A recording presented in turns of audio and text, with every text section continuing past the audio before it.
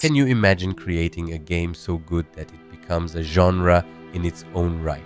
Few studios can boast that feat, and that's actually quite normal. As time goes by, the possibility of innovation seems to diminish. We naively imagine that everything has already been done. Concepts, themes, playstyles, you feel like you've reached a dead end, and whatever the idea, it seems to have already germinated in someone else's mind. But sometimes you come across something special, a work that arouses your curiosity in so many ways. We come face to face with something unique, as singular as it is creative, and we can't help but marvel at what we see. And in this video, we're going to talk about just such an anomaly, Dark Souls.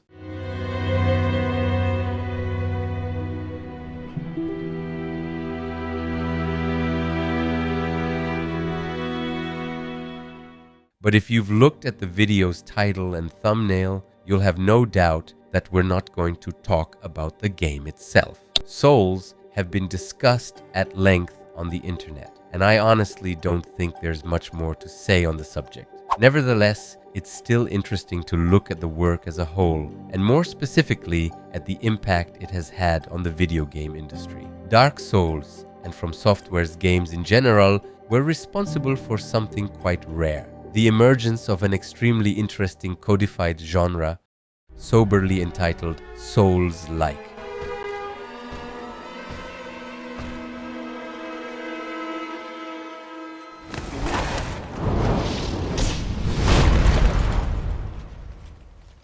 But before we understand what a Souls-like is, a little history is in order. In 2009, a certain Demon Souls was released on the PS3, a game created by a small Japanese studio called From Software. Until then, this firm had been known for its King's Field series, dark FPSs set in a medieval fantasy universe, and also for Armored Core, a typically Japanese mecha saga where the emphasis is on action. But with Demon Souls, From Software seems to have created something new. The medieval fantasy universe is still there, but the studio has completely revised its gameplay. Gone is the first-person view, replaced by a more immersive third-person view. The title's ambiance is also very dark, with an air of mystery about it. You can feel the dark fantasy aspirations of Berserk. The title is also very cryptic, and its story is told largely through scenery, descriptions, and the rare dialogues we have with NPCs. No element is left to chance, and despite a rather slow style of play,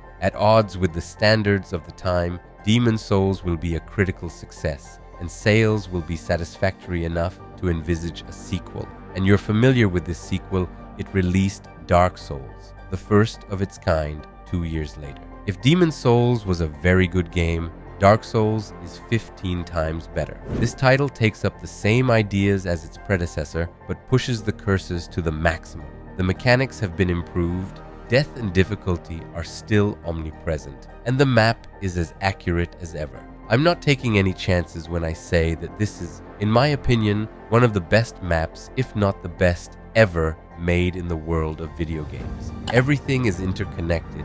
Each zone has its own atmosphere, its own monsters, and the whole thing is so coherent, it borders on the absurd. The game lacks any tools for visualizing the map, yet you never feel lost. I could do a video of my own on the Dark Souls map, but for now, let's refocus on the subject at hand. This first Dark Souls opus will cause a sensation. It will be unanimously recognized as one of the best games of 2011 and, more generally, of the 2010-2020 decade. Critics rave about it, and audiences revel in gameplay that's as demanding as it is punishing. Dark Souls is an experience in its own right, and players are well aware of this. This is the first time they've been confronted with a work of this caliber. The narrative, the difficulty, the gameplay, it all feels new, a novel formula that, until now, had never occurred to anyone. Although games such as Shadow of the Colossus and Nier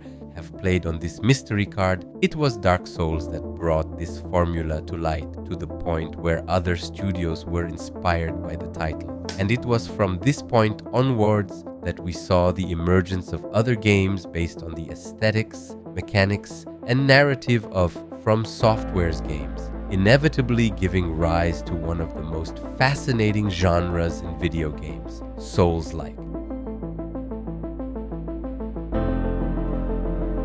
You've probably heard the term like before, whether it's Doom-like, GTA-like, or rogue-like. It's a bit of a catch-all term used to categorize a game according to its attributes. Let's take the example of GTA-like. For the most part, this term refers to a game set in an urban open world, where players can move around and interact with the world around them. The main storyline takes the form of missions that the player can choose to carry out at any time. The mechanics of movement are also central to the GTA-like genre. Most of the time, land vehicles are used, which can be bought or stolen from traffic. The genre is known for titles such as Saints Row, Mafia, and Sleeping Dogs.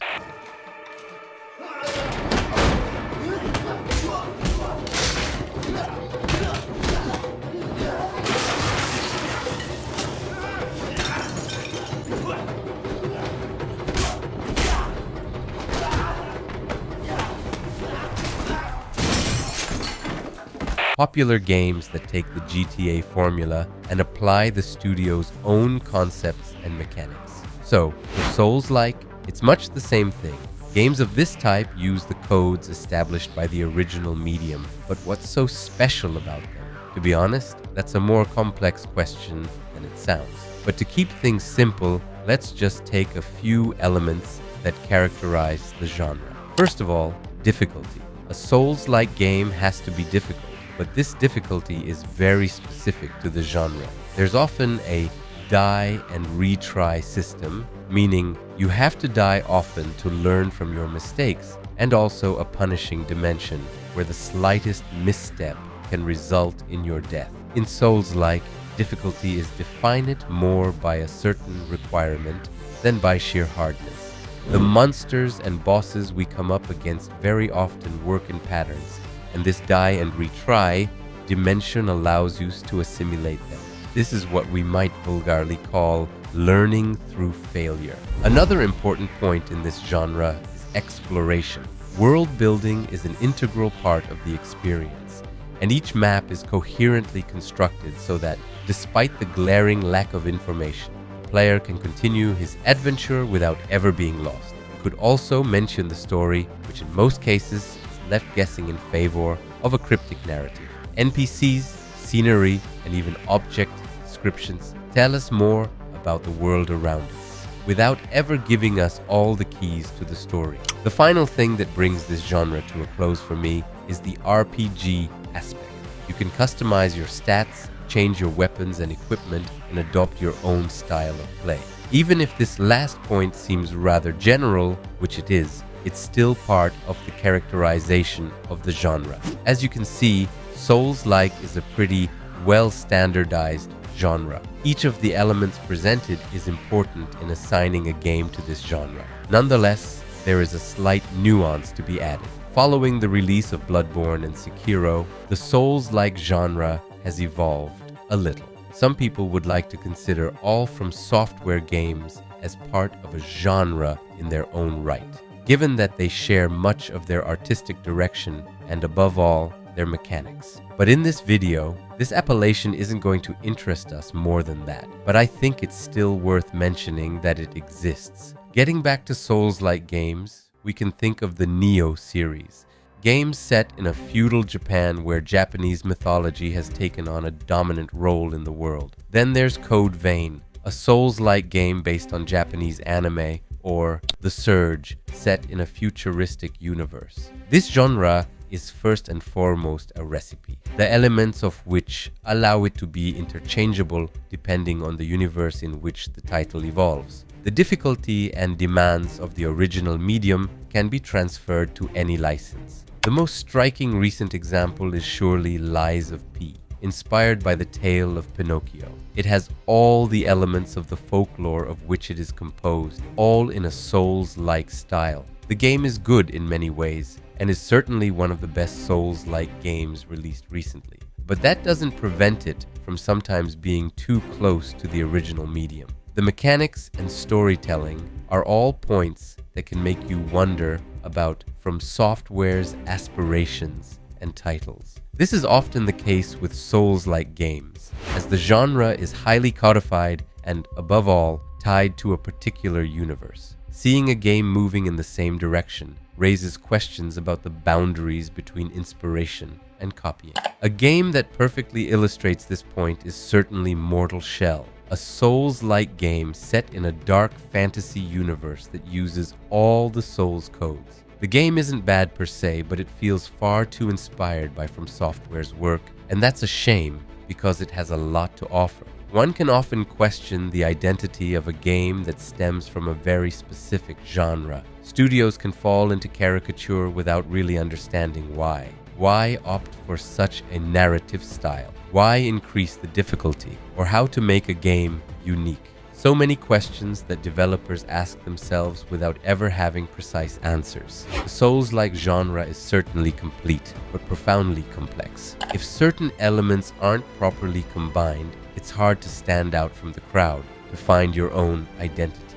Difficulty, die and retry, and cryptic narratives are all part of the package. Adding these elements to any title won't make it a good Souls-like, and vice versa. Nonetheless, there are some works that manage to stand out. Examples include Blasphemous and Salt and Sanctuary, both of which are 2D but also very good. Blasphemous makes a point of having a very rich story and tells it in an innovative way throughout its adventure. Salt and Sanctuary and its sequel, Salt and Sacrifice, take all the elements of a Souls-like world, but once again add a very personal touch and are much more focused on gameplay and playability. These examples show that it's possible to break away from the basic material. The genre is more than just a formula to be applied. Souls-like is above all a way of looking at the medium, of taking the bold step of breaking away from an overly common aesthetic, of conforming to an art form that is increasingly open and accessible. Nevertheless, the genre is not elitist, and anyone can tackle it. It plays much more on the gamer's sensibilities than it does on video game proselytizing. But beyond the genre itself, it's interesting to consider the impact of Souls and, more generally, From Software's influence on the video game industry. It's not often in the history of video games that studios manage to revolutionize the vision and direction of the medium. From Software has succeeded in imposing a new way of looking at this form of entertainment, adding challenge to an experience that is becoming increasingly easy. Video games are an art form, and like all art forms, inspiration and copying are commonplace. But where the Souls series has succeeded in making its mark is in its unique style. And although unique, this style is increasingly found in today's productions. Titles such as Star Wars Jedi, Fallen Order, and Assassin's Creed, for example, draw freely on Souls mechanics, with more technical, punishing battles and a more particular kind of gratification, where in the past you faced almost endless waves of enemies with little difficulty. After that, each battle must be apprehended, understood, and analyzed in order to overcome it. This shift towards Soulsification also comes with a strong RPG component. Assassin's Creed took the plunge with Odyssey, where you can really feel the inspiration of the Souls saga. Battles are more tactical and the progression curve a little more arduous. But the game that, in my opinion, channels all this feeling is very probably 2018's God of War. Originally, God of War was a beat-em-up series where you play as Kratos against endless streams of enemies. The game was built in such a way as to never really confront the difficulty too much. The emphasis was more on staging and spectacle than really on a demonstration of technique. But this 2018 opus takes a turn against all that. Its gameplay has been completely overhauled, moving from constant genocide to more complex combat, where timing, parrying, and learning patterns are an integral part of the experience. The game is deeply inspired by the Souls mechanics, and the fighting style, though more cinematic, is very reminiscent of From Software. In a way, these Souls-like elements have helped relaunch the God of War license. The 2018 title is incredible and splendid in many ways. and this change in gameplay has given the series a new lease of life. It's obvious that this change isn't the only reason the game has been so successful, but there's no denying that it played a part. God of War is probably one of the most striking examples of a game inspired by the Souls-like universe. But starting from this premise, we could find dozens, even hundreds of games using all the Souls elements, and that's actually quite normal. The games are so popular and well-loved that it's not uncommon to find them everywhere, from small-scale productions like Hollow Knight or Dead Cells to more imposing games like Assassin's Creed or God of War. These inspirations show that the video game landscape fluctuates enormously. One example is Metroidvanias, which have become a catch-all term for all 2D platformers with huge maps. Souls-like also suffers from this phenomenon to a certain extent. Souls mechanics are such an integral part of video games that the term Souls-like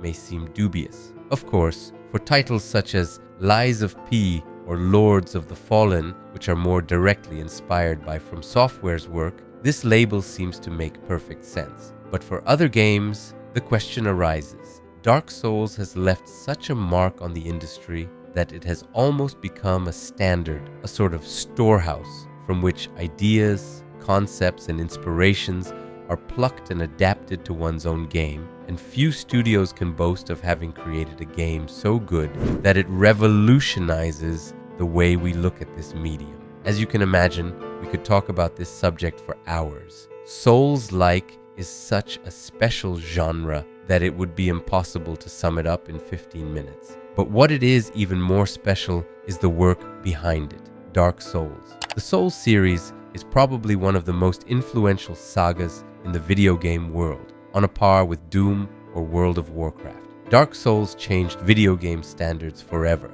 It redefined the way we see, interpret, and feel about the medium. Dark Souls is a classic, and nothing in my opinion explains that better than the emergence of Souls-like games. A deeply passionate gamer who, in a way, retraces the history of video games. You've probably guessed it by now, but I love Dark Souls. It's a game with which I've shared a rather special relationship for several years now. It's a title that has accompanied me and continues to accompany me in my video game adventures. A sort of all-purpose game, comforting and above all, very exciting. The aim of this video was to explain why this series is probably one of the most important in video gaming. From my point of view, of course, it has given birth to many other works, both incredible and splendid, deeply passionate titles that admire and respect the original work, games that go against the grain of a certain modernity